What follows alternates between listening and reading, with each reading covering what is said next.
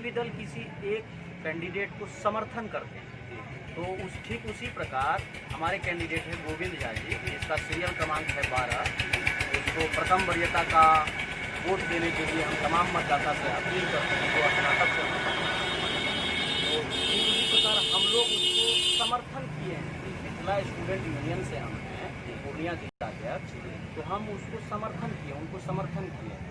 जो आपका एमएलसी चुनाव है, ये चुनाव में क्या समीकरण है सर आप? देखिए समीकरण बहुत अच्छा जा रहा है, समीकरण में कहीं कोई कोताही नहीं है। हम लोगों ने बस यही किया है कि जहां तक संभव हो सके, चूँकि समय बहुत कम मिला है चुनाव के लिए।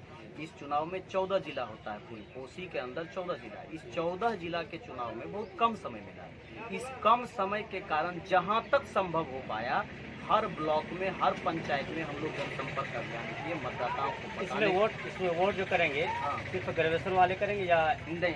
देखिए ये चुनाव ही स्नातक का है, इसको कहा जाता है कोसी स्नातक बिहार विधान परिषद चुनाव। तो ये चुनाव में वही लोग वोट कर सकते हैं जो स्नातक पास है, और स्नातक पास के बाद भी इसका एक क्राइटेरिया है कि स्नातक पास किए हुए आपको 3 साल हो जाना चाहिए, तभी आपका नाम उस वोटर लिस्ट में पड़ेगा और आप अपने मन के एमएलसी को जिताकर विधान परिषद भेज पाएंगे। जो शख्स का जो युवा का एमएलसी में लिस्ट में नाम नहीं है तो वो वोट दे सकते हैं? जी नहीं, वो वोट कतई नहीं दे पाएंगे। उनको नेक्स्ट टाइम जब होगा तो हम लोग एक बहुत अच्छा सा कैंपेन चला करके उनको जोड़ने का प्रयास करेंगे। अभी दुर्भाग्य की बात है, मैं बताऊं, पूर्णिया पूर्वोत्तर का जो ये ब्लॉक है, इसमें शिक्षा का स्तर इतना अच्छा है, चाहे वो तो पूरे बिहार, पूरे देश में शिक्षा का स्तर गिरा हुआ है, उसी की हमारी मेन लड़ाई है। लेकिन फिर भी यहाँ लोग जैसे तैसे भी बाहर भीतर जहाँ जिसको सुविधा मिल पा रहा है, पलायन करके स्टूडेंट एजुकेशन ले रहे हैं। उन लोगों का नाम यहाँ पर नहीं है। इसका वजह सिर्फ यही है कि जागरूकता का यहाँ अभाव है। आप देख लीजिए, 22 इतना बड़ा ब्लॉक, उसमें 200, 250, 250 लोग वोटिंग के लिए होते हैं। अमौर का देख लीजिए, अच्छा खासा पॉपुलेशन है। रोहता बैसा का आप देख लीजिए, बहुत अच्छा खासा पॉपुलेशन है, लेकिन उसके बाद भी वोटिंग का यहाँ पर वोटर का संख्या बहुत कम है। तो यहाँ जागरूकता नहीं है। अभी मैं आया, बहुत सारे साथियों को मैं आज 8 दिन से बता रहा हूँ, तमाम ब्लॉक में हमारे साथी हैं, उनके बाद उनको पता आया है कि एमएलसी का भी कोई पोस्ट होता है, चुनाव होता है, ढंग से मतलब ब्रीफिंग पता है एमएलसी, लेकिन कोई इतना ध्यान नहीं दिया है। लेकिन आज हम लोग जब आए हैं तो हम लोग नेक्स्ट टाइम भी आएंगे, चाहे चुनाव का परिणाम जो भी हो, लेकिन परिणाम बहुत अच्छा आने वाला है। एमएलसी चुनाव का जो भी वोटर है उसको ये नहीं मालूम है सर कि किस दिन वोट देना। बिल्कुल बिल्कुल, ये बड़ा दुर्भाग्यपूर्ण है। लेकिन ये दुर्भाग्यपूर्ण इस वजह से भी है क्योंकि यहाँ सिस्टम का भी दोष है।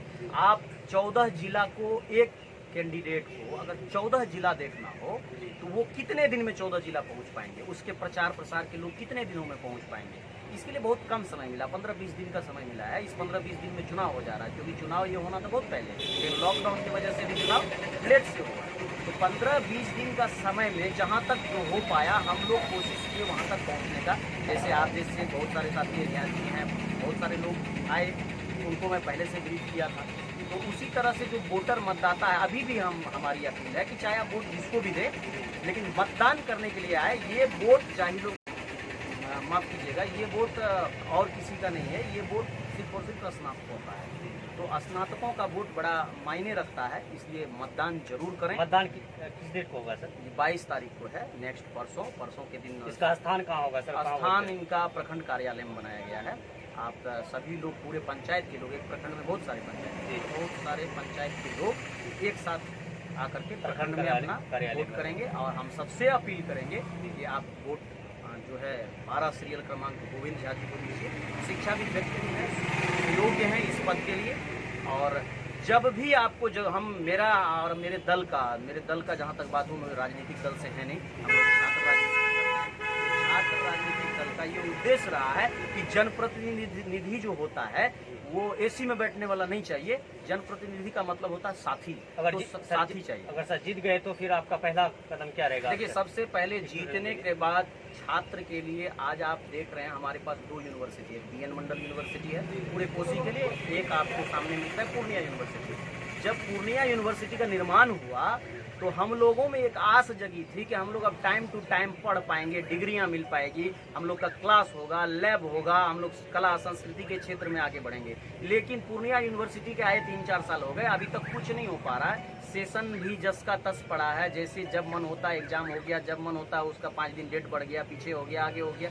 मतलब तमाम तरह की परेशानी जो हमको बीएन मंडल में मिला करता था वो आज पूर्णिया में भी है। तो हमारा सबसे पहला हमारे कैंडिडेट का काम है कि वो सबसे पहले जीत करके जाएंगे, इन जगहों का सेशन दुरुस्त करवाएंगे। यहाँ जो प्रोफेसर्स की कमी है, लेक्चरर्स की कमी है, लैब का कोई साधन नहीं है, खेल कूद पर कोई ध्यान नहीं है, इन तमाम चीज़ों पर हमारे जनप्रतिनिधि जीत के तुरंत बाद ध्यान देंगे और इनको ठीक करवाएंगे। तमाम कॉलेज, आप इतने बड़े अनुमंडल को आप देख लीजिए, यहाँ कॉलेज कितने हैं उसकी संख्या को आप देख लीजिए। यहाँ के छात्र पलायित होकर बाहर पढ़ते हैं, बाहर जा करके जो है पढ़ाई करते हैं, अपने माता पिता का बहुत हैवी अमाउंट पढ़ाई में खर्च करवाते हैं। लेकिन शिक्षा का ये स्तर हमारे यहाँ बिल्कुल बर्बाद है अभी। इस पर विशेष फोकस दिया जाएगा। इसके लिए एकदम तहे दिल से जो है हम आप सब साथी का आभार व्यक्त करते हैं कि जहाँ बोलते हैं कि एक से ही हजारों की शुरुआत होती है, तो एक की क्रांति अमौर में आई है, बायसी में आई है, रोहटा में आई है। ये क्रांति अब जो है हजारों की शक्ल लेगी और तमाम छात्र, नौजवान, बुजुर्ग जो भी लोग हैं उन सभी से एक बार लास्ट में फिर से अपील होगा कि आप लोग मतदान के दिन मतदान करें। फिर मिलते हैं अपने सरकार के साथ। नमस्कार।